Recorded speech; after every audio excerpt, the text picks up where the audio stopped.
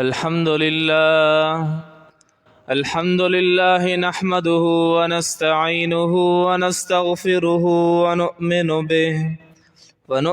به ونتوكل عليه ونعوذ بالله من شرور أنفسنا ومن سيئات أعمالنا من يهده الله فلا مضل له ومن يضلله فلا هادي له ونشهد أن لا إله إلا الله وحده لا شريك له ونشهد أن محمدا عبده ورسوله أما بعد فأعوذ بالله من الشيطان الرجيم بسم الله الرحمن الرحيم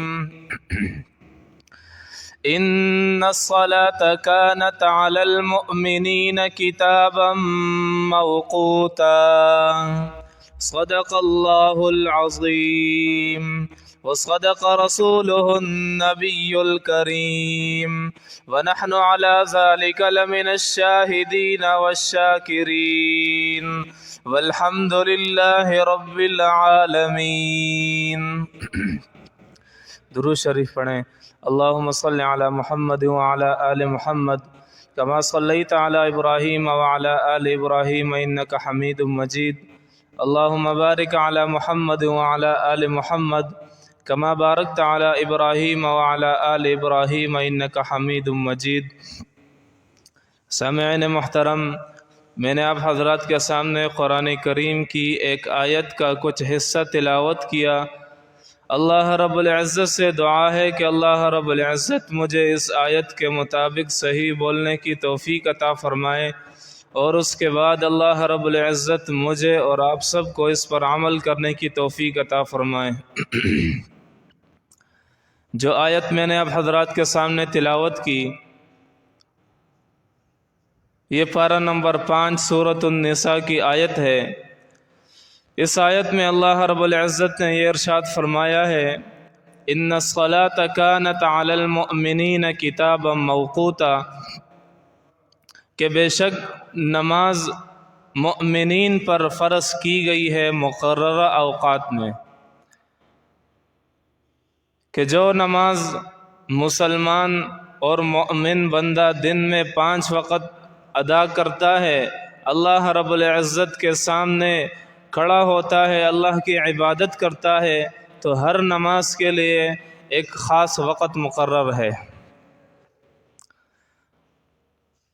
نماز ایسی عظیم الشان عبادت ہے، دین کے جتنے بھی احکامات ہیں، تمام احکامات میں سب سے فضیلت والا جو حکم ہے، سب سے فضیلت والی جو عبادت ہے وہ نماز ہے.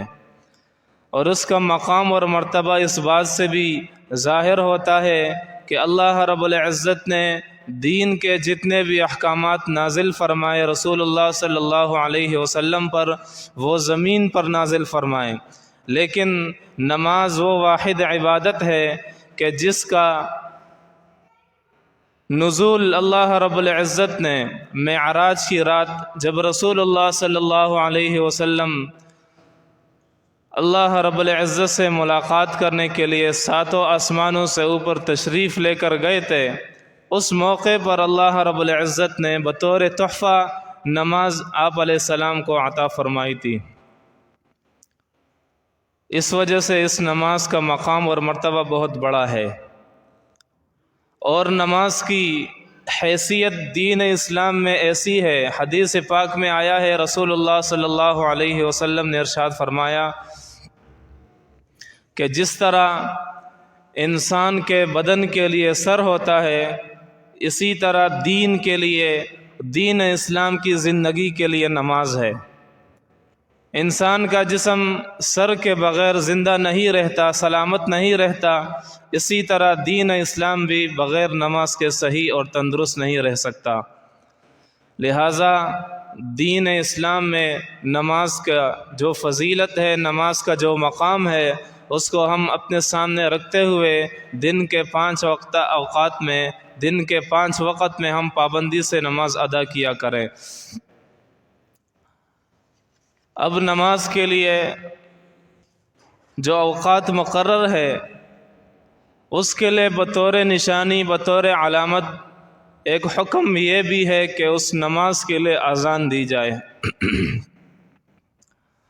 اذان کا پس منظر یہ ہے کہ اذان کب سے شروع ہوئی، اس کا واقعہ کیا ہے کہ جب نماز کا حکم نازل ہوا، مسلمانوں نے نماز پڑھنی شروع کر لی، تو اس وقت پریشانی یہ تھی کہ اس نماز کے لیے لوگوں کو کس طرح بلایا جائے۔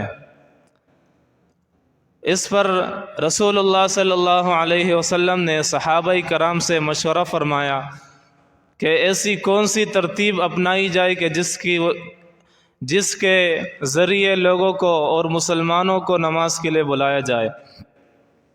صحابہ کرام نے مختلف قسم کے مشورے دیے۔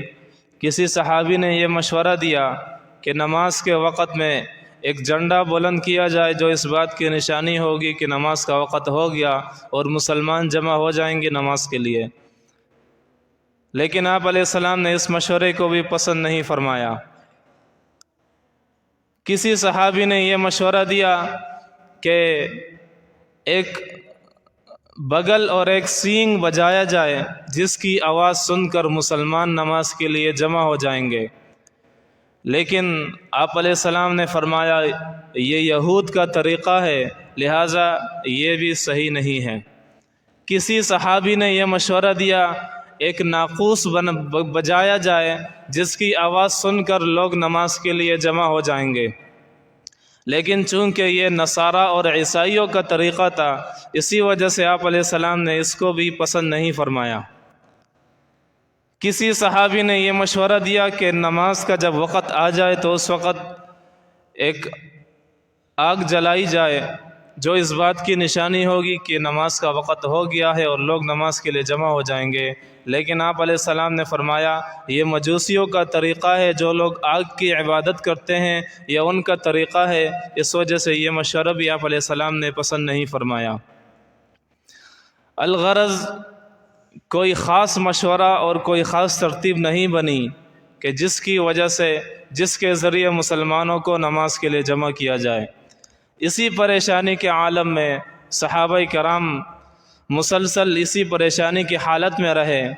ایک صحابی ہے جس کا نام ہے عبداللہ بن زید بن عبد ربہ رضی اللہ تعالی عنہ، وہ بھی اسی پریشانی کے عالم میں اپنے گھر چلے گئے۔ رات کو انہوں نے خواب دیکھا۔ خواب میں انہوں نے یہ دیکھا کہ ایک آدمی ہے جس نے دو سبز کلر کے، دو ہرے کلر کے کپڑے پہنے ہوئے ہیں اور اس کے ہاتھ میں ایک ناقوس ہے۔ تو یہ صحابی فرماتے ہیں کہ میں نے اس شخص سے کہا کہ کیا تم یہ ناقوس بیچو گے؟ تو اس آدمی نے مجھ سے پوچھا کہ تم اس ناقوس کا کیا کرو گے؟ تو صحابی نے فرمایا کہ میں اس ناقوس کو ہم بجائیں گے اور لوگوں کو نماز کے لیے جمع کریں گے۔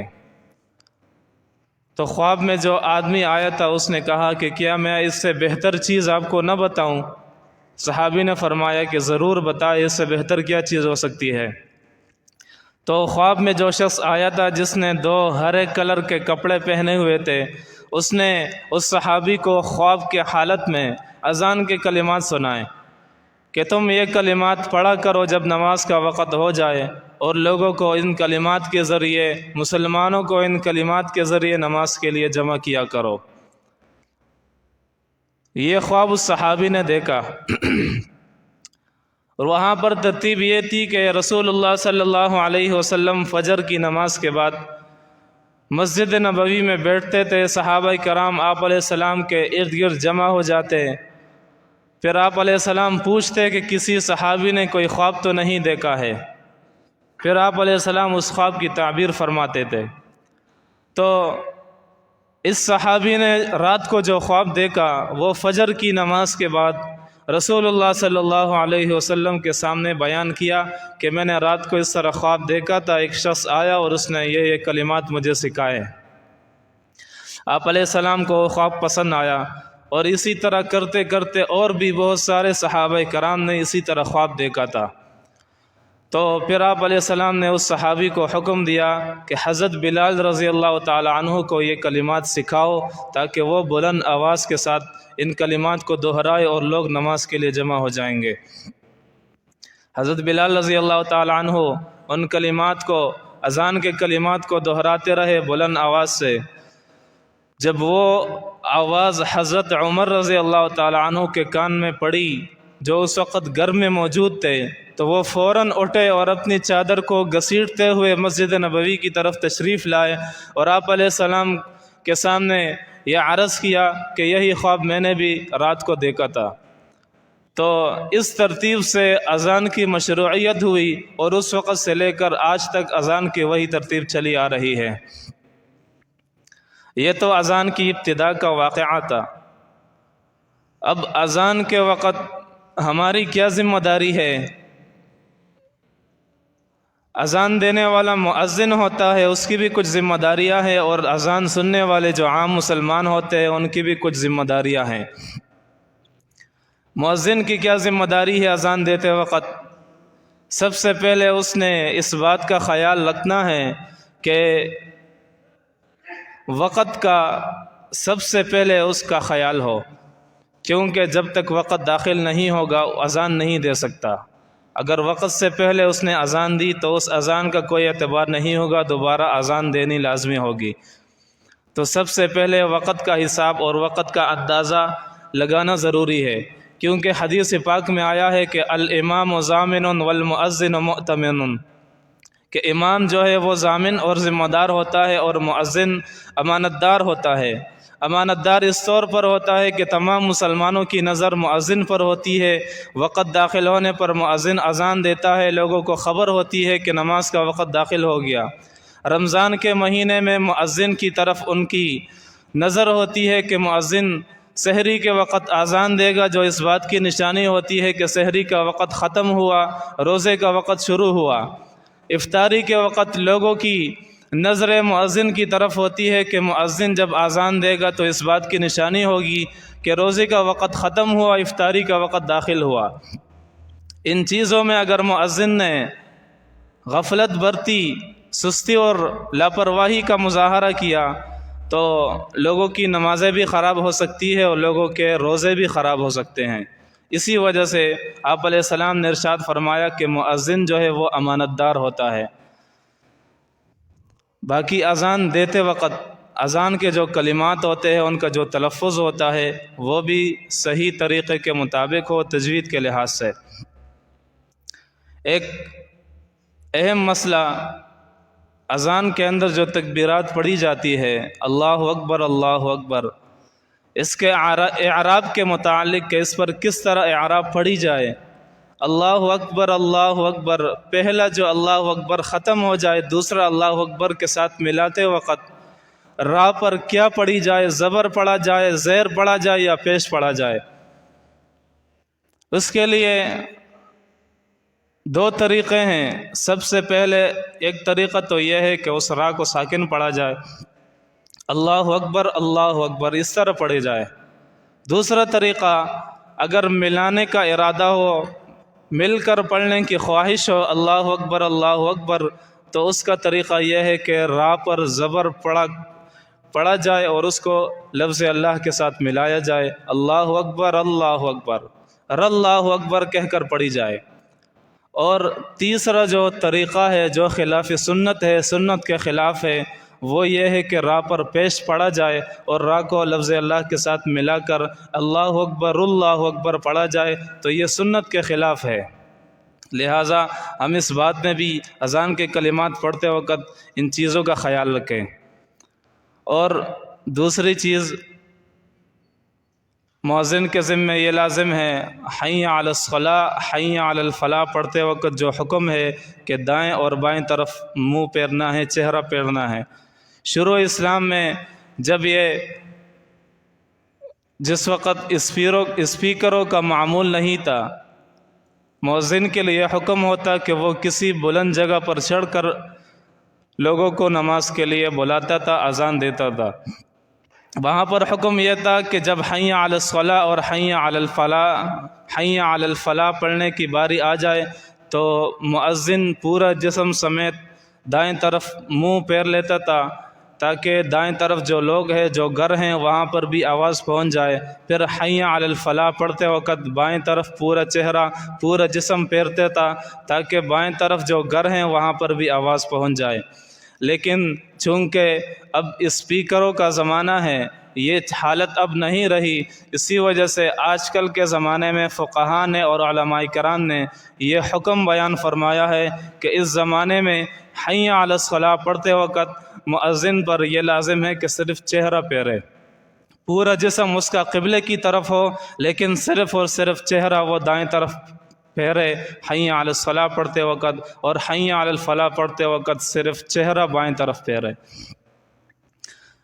باقی اذان سننے کے وقت ہمارے عام مسلمانوں میں کچھ نمازی کچھ مسلمان ایسے ہوتے ہیں کہ جب مؤذن یہ کہتا ہے اشہد ان محمد رسول اللہ، کچھ عام مسلمان ایسے ہوتے ہیں جو اس وقت انگوٹھوں کو چومتے ہیں۔ یہ طریقہ نہ رسول اللہ صلی اللہ علیہ وسلم سے ثابت ہے، نہ صحابہ کرام سے ثابت ہے، نہ بعد میں آنے والے بزرگان دین سے ثابت ہے۔ اگر کوئی شخص اس طریقے کو سنت سمجھ کر دین کا حصہ سمجھ کر کرے گا تو یہ بہت غلط کام ہے، گناہ مل سکتا ہے اس پر ثواب کے بجائے۔ لہٰذا ان چیزوں سے ہم اپنے آپ کو بچائیں اور اذان کے وقت بالکل خاموشی کا مظاہرہ کریں، بلکہ یہاں تک حکم ہے کہ اگر کوئی شخص تلاوت کر رہا ہو، ذکر کر رہا ہو اور اذان شروع ہو جائے تو اس وقت اپنی تلاوت کو بند کر لے، ذکر کو روک دے، جب اذان مکمل ہو جائے اذان کا جواب دینے کے بعد پھر اپنی تلاوت اور اپنا ذکر شروع کرے۔ یہ تو چند باتیں تھی اذان کے متعلق۔ اب کچھ باتیں ہیں نماز کے متعلق۔ پہلے بھی آپ حضرات کے سامنے نماز کا طریقہ بیان کیا گیا کہ رسول اللہ صلی اللہ علیہ وسلم نے فرمایا ہے صلوا کما رأیتمونی اصلی۔ صحابہ کرام کو آپ علیہ السلام نے یہ حکم فرمایا ہے کہ تم نماز پڑھو جس طرح مجھے نماز پڑھتے ہوئے دیکھتے ہو۔ آپ علیہ السلام کا طریقہ نماز کیا تھا؟ ایک مشہور واقعہ ہے کہ ایک شخص مسجد نبوی میں آیا اور اس وقت آپ علیہ السلام بھی مسجد میں موجود تھے۔ وہ شخص آیا، اس نے جلدی جلدی نماز پڑھی، نماز مکمل کرنے کے بعد وہ آپ علیہ السلام کے سامنے آیا اور سلام کیا۔ آپ علیہ السلام نے سلام کا جواب دیا اور اس کو فرمایا کہ جاؤ دوبارہ نماز پڑھو۔ اس نے دوبارہ اسی طرح جلدی جلدی نماز پڑھی، پھر دوبارہ آپ علیہ السلام کے پاس آیا، تیسری دفعہ پھر آپ علیہ السلام نے اس کو حکم دیا کہ جاؤ دوبارہ نماز پڑھو، تم نے نماز نہیں پڑھی۔ تو اس صحابی نے، اس شخص نے کہا کہ مجھے تو یہی طریقہ آتا تھا نماز کا، آپ مجھے صحیح طریقے سے نماز کا طریقہ سمجھائے کہ نماز میں کس طرح پڑھوں۔ تو اس وقت آپ علیہ السلام نے ارشاد فرمایا کہ جب تم نماز کے لیے کھڑے ہو جاؤ تو پورے اطمینان اور سکون کے ساتھ نماز کو شروع کرو۔ کھڑے ہونے کی حالت میں پورے سکون اور اطمینان کا مظاہرہ کرو، رکوع بھی پورے اطمینان اور سکون کے ساتھ کرو، رکوع سے اٹھنے کے بعد پورے سکون کے ساتھ کھڑے ہو جاؤ، اور اسی طرح کرتے کرتے آپ علیہ السلام نے اس شخص کو نماز کا پورا طریقہ سمجھا دیا۔ وہاں پر جو موجود صحابہ تھے وہ بہت خوش ہوئے کہ آج اس شخص کی برکت سے رسول اللہ صلی اللہ علیہ وسلم کی زبانی ہمیں نماز کا پورا طریقہ معلوم ہوا۔ تو اس وجہ سے ہم نماز پڑھتے ہوئے نماز کے پورے ارکان کو، نماز کے جتنے بھی ارکان ہیں، ہر رکن کو ہم نہایتی اطمینان اور سکون کے ساتھ ادا کریں، کیونکہ نماز کے اندر تعدیل، اطمینان اور سکون رکھنا یہ نماز کے واجبات میں سے ہے۔ لہٰذا اگر کوئی شخص رکوع کو صحیح طریقے سے نہیں کرے گا، رکوع سے صحیح طریقے سے اٹھ کر کھڑا نہیں ہوگا، سجدہ اور سجدے کے درمیان صحیح طریقے سے نہیں بیٹھے گا تو اس شخص کی نماز خراب ہو سکتی ہے، کیونکہ رکوع کے بعد سیدھا کھڑا ہونا، دونوں سجدوں کے درمیان بیٹھنا یہ نماز کے واجبات میں سے ہے۔ کم از کم ایک تسبیح کے بقدر رکوع سے سیدھا کھڑا ہونا یہ واجب ہے، اور دونوں سجدوں کے درمیان اطمینان کے ساتھ بیٹھ کر ایک تسبیح کے بقدر بیٹھنا یہ بھی واجب ہے۔ اگر کوئی شخص اس میں سستی اور غفلت کرے گا، صرف ایک اشارہ دے کر ایک جھٹکا دے کر کھڑا ہو کر فوراً سجدے میں جائے گا تو یہ واجب اس سے رہ جائے گا، اور واجب کے رہ جانے کی صورت میں بندے کے اوپر سجدہ سہو لازم آ جاتا ہے۔ لہٰذا ان چیزوں کو ہم یاد رکھ لیں اور اس کے حساب سے ہم اپنی نمازوں کو ادا کر لیا کریں۔ آخری بات، نماز پڑھتے ہوئے جب قعدے میں ہم بیٹھتے ہیں التحیات پڑھتے وقت، تو اس وقت ایک مستحب عمل ہے، وہ یہ ہے کہ جب اشہد اللہ الہ الا اللہ پر بندہ پہنچ جائے مسلمان، تو وہاں پر دائیں ہاتھ کے شہادت والی انگلی سے اشارہ کرنا ہے، اور یہ ایک مستحب عمل ہے۔ مستحب کا مطلب کیا ہے کہ اگر آپ نے اس عمل کو کیا تو ثواب مل جائے گا، نہ کیا تو کوئی گناہ نہیں، لیکن کرنا زیادہ بہتر ہے۔ تو جب مسلمان بندہ قعدہ اولیٰ میں پہلے تشہد میں یا آخری رکعت میں اس لفظ پر پہنچ جائے اشہد ان لا الہ الا اللہ، تو لا الہ پر شہادت کی انگلی کو اٹھانا ہے اور الا اللہ پر نیچے رکھنا ہے۔ لیکن اس کا طریقہ کیا ہے کہ ہاتھ کو کس طرح باندھنا ہے، اس کا طریقہ احادیث میں بھی ہے، فقہاء کرام نے فقہ کی کتابوں میں وہ طریقہ نقل کیا ہے جو بہتر طریقہ ہے۔ وہ یہ ہے کہ اپنے ہاتھ کی یہ جو دو انگلیاں ہے چھوٹی، اس کو بالکل بند رکھنا ہے، اس انگوٹھے کو اور اس درمیان والی انگلی سے اس طرح حلقہ بنانا ہے۔ اس طریقے سے ہم نے ہاتھ کو رکھنا ہے اور ہاتھ کے شہادت والی انگلی سے اشارہ کرنا ہے، اشہد ان لا الہ الا اللہ پر پھر انگلی کو نیچے رکھنا ہے، لیکن بالکل نیچے نہیں رکھنا، تھوڑا سا اوپر رکھنا ہے۔ یہ چند باتیں تھی اذان اور نماز کے متعلق۔ اللہ رب العزت سے دعا ہے کہ اللہ رب العزت ہمیں ان تمام باتوں پر عمل کرنے کی توفیق عطا فرمائے۔ جو کمی کوتاہی ہماری نمازوں میں، ہماری اذانوں میں پائی جاتی ہے، جو ہم سے ہوئی ہیں، اللہ رب العزت اس کو معاف فرمائے، اور آئندہ ان غلطیوں سے، ان کمی کوتاہیوں سے اللہ رب العزت ہمیں محفوظ فرمائے۔ اقول قولی ھذا واستغفر اللہ وآخر دعوانا ان الحمد للہ رب العالمین۔